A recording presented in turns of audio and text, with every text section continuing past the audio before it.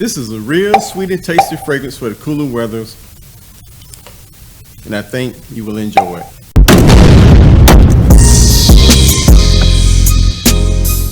Hello guys, and welcome back.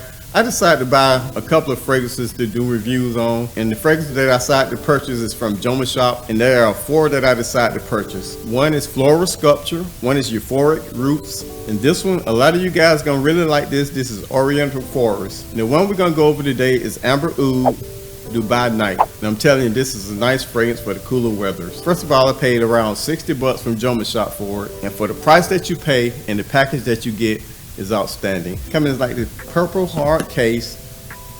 I think it's plastic, hard plastic.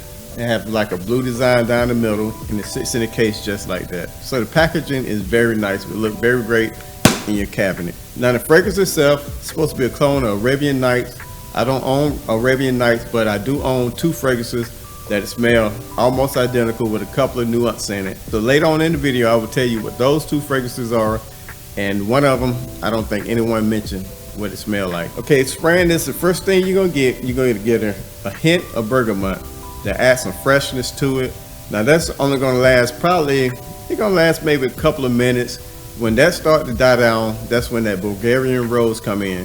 Now the rose in this is a dark red rose, but it doesn't play a prominent part in the fragrance. It actually sits back in the background. After that freshness goes away, you begin to get some sweetness and some creaminess. Now the sweetness that I'm picking up, to me, it's almost a mix of caramel, almost a mix of a little honey. Then the final stages, you're gonna get some spices from amber, you get some tonka bean, and you get this musk. The musk is kind of dirty. All in all, it's a very smooth fragrance, making it sweet, spicy, woody, and gourmand. Now the seasons, of course, is for cooler seasons like fall and winter. On my skin, it performed well. I got at least 10 hours, giving it about 5 or 6 sprays, about 2 feet projection. A lot of people might think that this is a masculine scent, but I personally think it's unisex, split down the middle. It's a little dirty, but I can see it smelling very sexy on a woman. It has a little smokiness to it from that oud that's in it. I'm gonna give you 2 fragrances that this smell like, and this is in my opinion. The first one is a very underrated fragrance from the House of Montel that no one talks about, and that's red oud. Now if you take that red oud, add a little bit more sweetness, tone it down a little bit, and make it a little bit more smoother, this is the exact fragrance you get. Or the other fragrance is Intense Cafe from Montel.